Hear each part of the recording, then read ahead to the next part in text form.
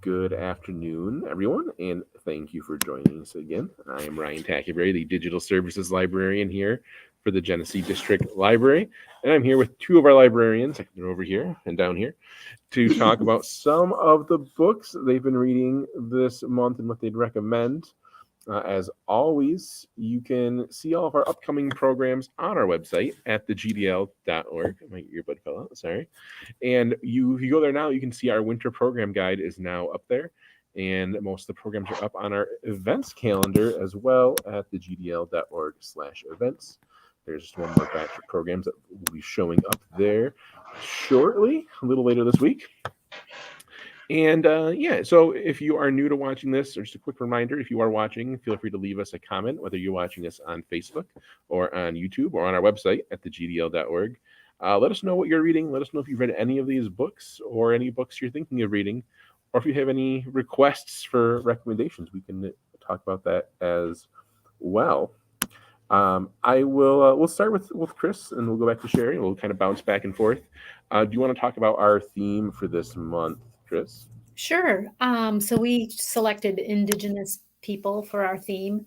And to be honest, the book that I picked first to read was The Absolutely True Diary of a Part-Time Indian by Sherman Alexie.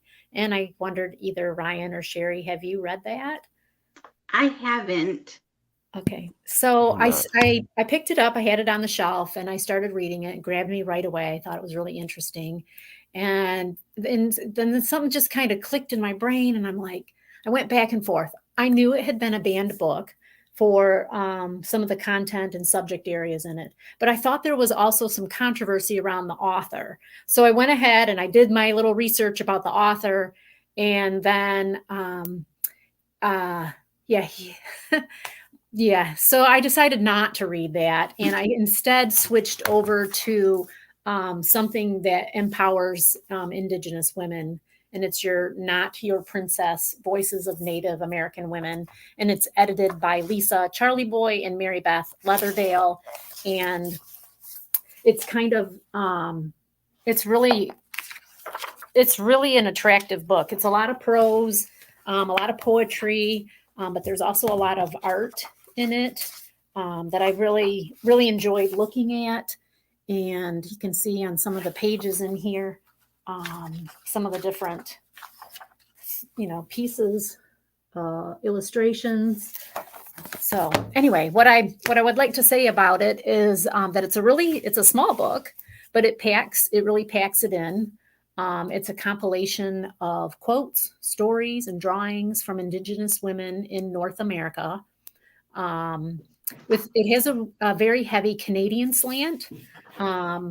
It's a book that can be enjoyed in one setting, or if you like to kind of digest the individual pieces of poetry or the essays or the interviews, you can kind of spread it out over a couple days to kind of really enjoy all of what's in it.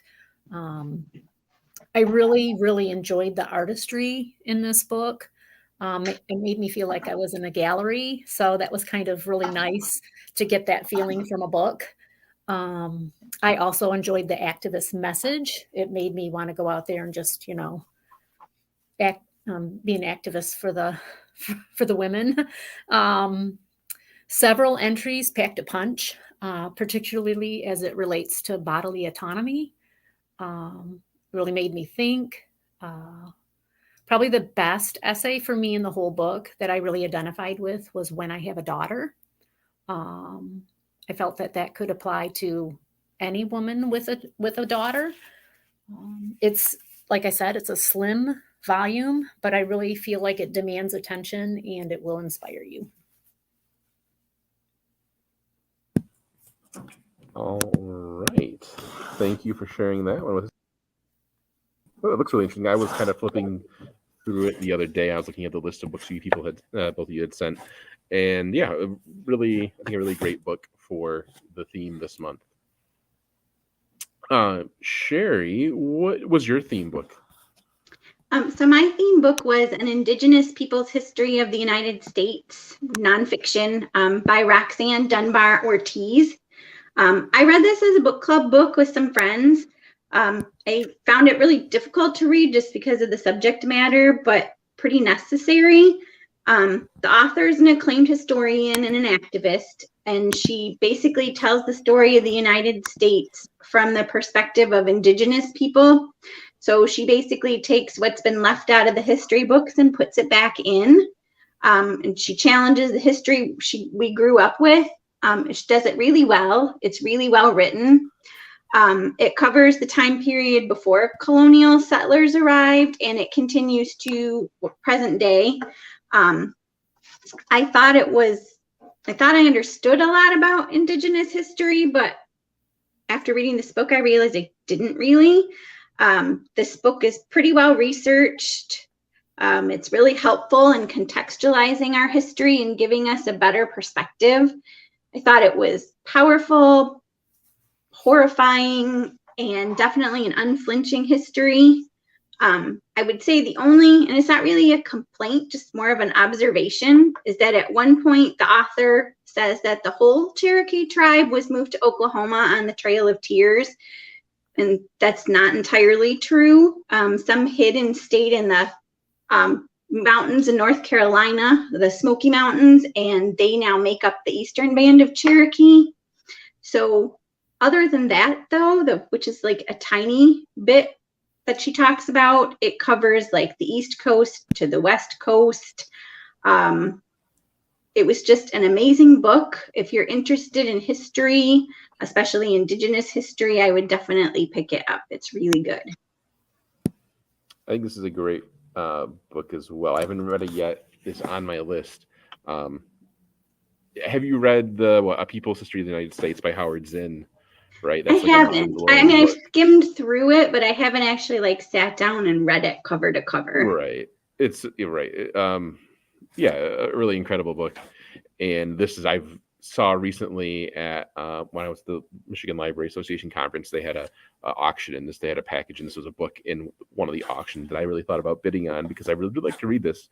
So that I'd like to get to before the end of the year. It seems like a really great book for the theme as well.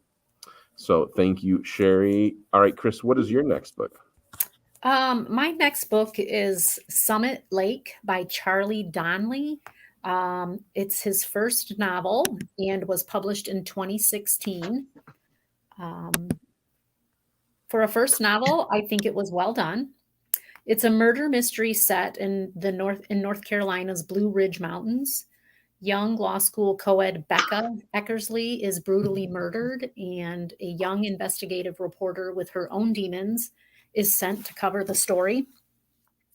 It's written in alternating chapters by the two women with a shifting timeline. Like it tells Becca's story, then it goes to the time where the other character is investigating it. So you really had to pay attention to the top of the chapter headings to make sure you knew who you were reading about. Fans of mysteries, I think, will like this book. For a first novel, I think he did a really good job. It's a quick read with plenty of intrigue to keep the story moving. There's a few graphic scenes that may be triggering to some readers. I had my suspicions early about who I think did it, though things were twisty enough to keep me guessing. And without spoiling it, I was right in the end. So I enjoyed this book, and I will seek out other books by this author. That's always exciting when you're able to guess it, and you were right. Yeah, it was kind of fun because it was early on that I suspected, and then, like I said, enough of a twist to go, I might not be right. Two things is this description of it and the cover and everything reminds me of a movie, and maybe it's because you and we just spoke about one of our coworkers, Theo, but he was on a stream with me once a little while ago talking about movie recommendations. And that movie is what this book in the description reminds me of. Wind River. I don't know if you've seen that. It seems really familiar. That and this book also showed up on my GDL recommends email list that I got this morning. So that's really interesting. Oh my So gosh, right? what a weird Oh, coincidence. So maybe that's a yeah. sign that I need to check it out. And I'll put the information for that if you're interested in signing up for our email list. That's a good reminder to kind of plug that. I'll put that in the comment section of these videos. All right, Sherry, what do you want to talk about next? So I probably feel like I should apologize because my other two books I'm still stuck in spooky season. And I feel like everyone is wanting to read something a little lighter as the holidays get closer, but you guys are stuck with my spooky recommendations. So the next one I want to talk about is The Cloisters by Katie Hay. She's a debut author as well. I believe it just made the bestseller list. So you probably have to add yourself to the hold list for this one. It's dark academia, which is one of my favorite genres. I don't know why, but it's very exciting to me. So Anne is the main character, and she's desperate to get out of her small town in Washington, and she's got big dreams. So after college, she gets an internship to work at the Metropolitan Museum of Art. She gets to New York and finds out that her internship is gone due to budget cuts. But the director of the Cloisters happens to be there, and he needs an intern. So he agrees to take her on, and she works with Patrick, who's the director, and Rachel, she's a graduate student, I believe, maybe working on her doctorate. I can't really remember, but she's also working on this project. And they're working on an exhibit about tarot cards during the Renaissance. So they're doing a lot of research. So there's a lot of talking about the research, which I always find fascinating. And then Anne makes a surprising discovery about the tarot cards, and she sets in motion events that she couldn't have foreseen. There's a death. There's a lot of secrets. There's some twists and turns that I didn't see coming. I think this is a great debut. I really hope this author continues to write because I really enjoyed it. She does an amazing job of describing the cloisters and the artwork and the antiques she's talking about. As I mentioned, there's a few twists and turns, including one that I thought was really jaw-dropping and kind of ties up some things that I thought were missing about the story. The writing was beautiful. It had kind of a gothic vibe to it. And I think if you liked Discovery of Witches by Deborah Harkness or The Ninth House by Leigh Bardugo, you would probably enjoy this one. I feel like there are some twists in books where you read it and you're like, what? That doesn't really make any sense. And there's some that kind of are like, oh, no, this makes perfect sense. It all makes sense now. It sounds like it's more of the latter then, right? It was. That's, I think, is always really satisfying. All right. Thank you, Sherry. What do you want to talk about next, Chris? My next title is historical fiction. It is The Children's Blizzard by Melanie Benjamin. This is the story of the Great Blizzard of January 12th of not 1988, January 12th, 1888, that struck the Great Plains. I was a little bit familiar with the story from having read Laura Ingalls Wilder when I was younger, but this story gives us a lot more detail about the actual blizzard. The two main characters are sisters, Raina and Gerda. They are both teenagers who are one-room schoolhouse teachers in neighboring communities. Raina boards with a family in her community, and Gerda lives at home with her parents and teaches in that community. So both girls leave for school and to teach, and it is an unusually balmy January day. So no one is prepared for the blizzard. Everybody's going to school in their, light coat. I know some of them didn't even wear coats. They're light clothing because it's so warm. So we read in alternating chapters from different character perspectives about what happens once the day goes on. And we learn pretty quickly that the young school teachers are faced with life and death decisions as the blizzard just comes out of nowhere at the end of the school day. So they're forced with the decision of, do I send the kids home? Do we stay here? So the two sisters make decisions. One decides to send the kids home. The other one decides to stay there. And then we hear what happens to the two groups as they deal with this incredibly cold blizzard. There's quite a few interesting side characters. There's a character called Gavin. He's a newspaper man, and part of his job is to lure people to come out to the plains and set up homesteads. And there's discussion about, how that was kind of misleading because the plains really weren't an easy place to settle. There's another character called Annette Pedersen, and she's a servant girl, and we hear about how her mother sold her to be a servant and how she was treated in the family that essentially bought her. There's another character, her name escapes me, but my book club actually read this for last week, and we discussed it, and we all decided that, I think her name is Anna, and we all decided we'd like a companion novel about her because she's your original Gone Girl. But the book is based on oral histories of survivors of the blizzard, which in real life killed 235 people.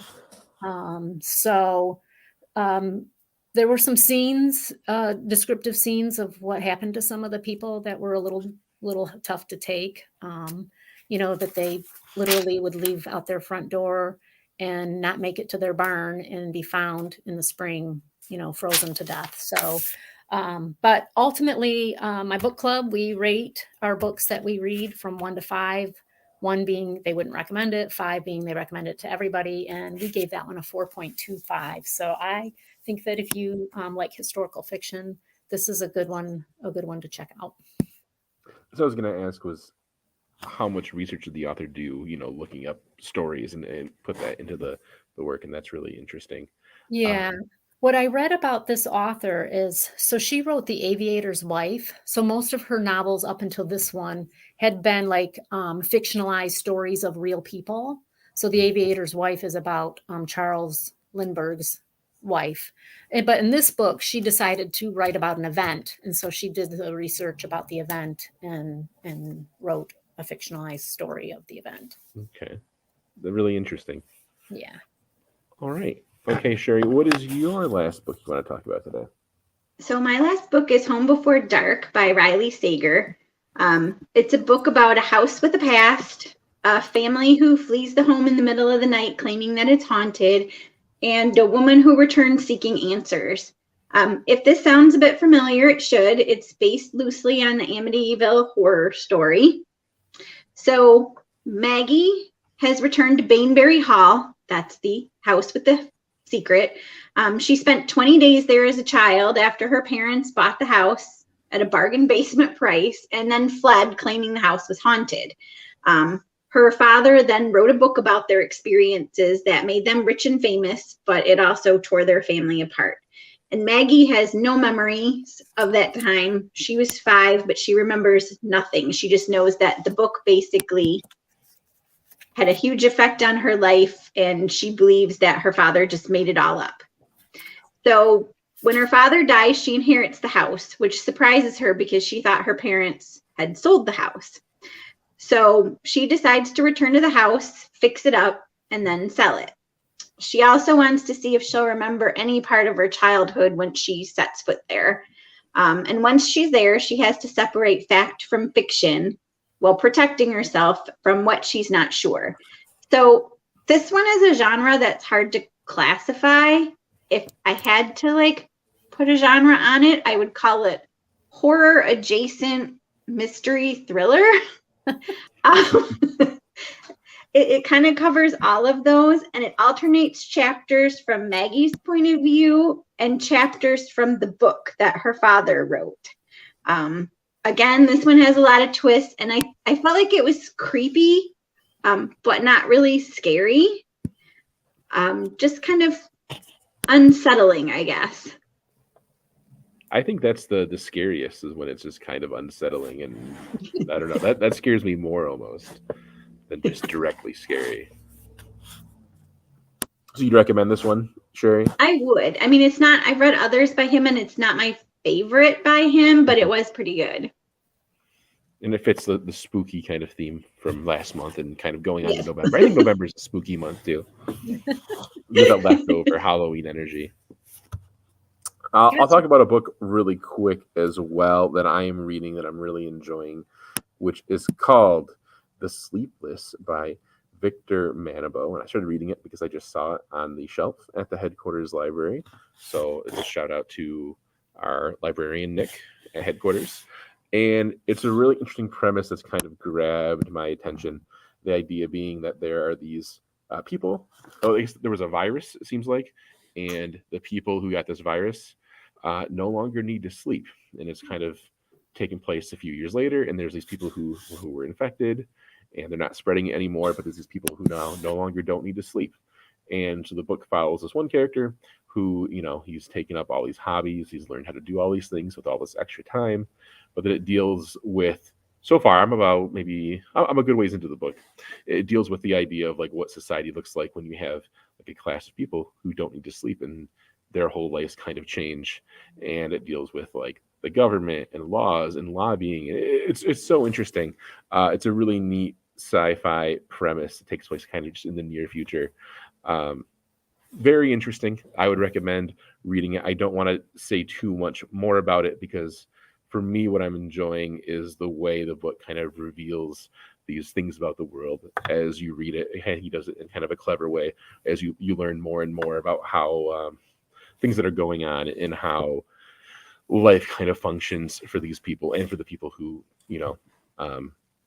still need to sleep. And so it's just some of my favorite books are especially my favorite sci-fi books kind of have a very basic premise of like, what if, this weird thing happened. And so this book kind of hits all those things that I like. So I'd recommend it.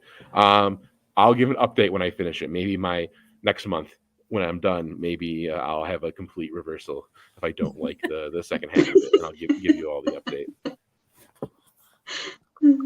All right. Anything that either of you like to say before we go here today? I know Sherry apologized for her spooky book, so I'm going to give a warning up front that I'm coming into the Christmas season, so I'll probably have a few Christmas books to talk about next time. Dana left a comment and said, I have a few titles of this author as a want to read. I don't know if they meant referring to the author I spoke about or that Sherry had just spoken about. Let us know, Dana, if you hear us. All right. Well, yeah, we'll be back next month, and we'll have a lot to talk about. I'm sure we'll see where we're all at in regards to what theme we're kind of with or where we're at. So thank you, Chris and Sherry, for being with us, and thank you for everyone who has been watching from home, whether you're watching live now or if you watch the video of this later. Thank you very much and have a nice afternoon. Thanks. Bye. Thank you.